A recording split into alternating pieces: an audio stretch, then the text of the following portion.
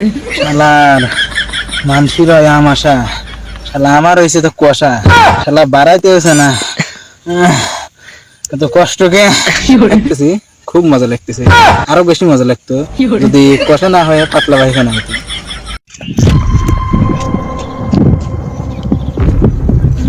ভাই রে, এত জোরে চাপ মারিছে, কেবা কেবা যে আর বলে লোকজনও তো দেখতেছে আশপাশ দিয়ে মেলা, কি যে ওরে ভাই আপনি কোন যান?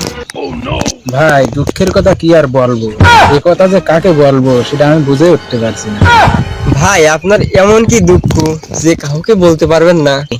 ভাই দুঃখ তো একটাই, এই দিনে দুপুরে হাগু চাপ দিছেন, দেখি কোন ধানের খেতে যাওয়া যায়, যে ধানের খেতে লোকজন দেখবো সেখানে নাই, সেইখানে যায় কামটা সেরে দিয়ে আসবে। ও ভাই ও, ভালো কথা কইছেন, আপনার হাগু চাপিছে, যান যান যান যান। কি লোক রে বাবা, দুঃখের কথা বললাম তো হাসতে হাসতে চলে গেল। এত জোরে চাপ মারিছে, এনে বসে পারবো নাকি বুঝতেছি না, ধানের খেতে যায়।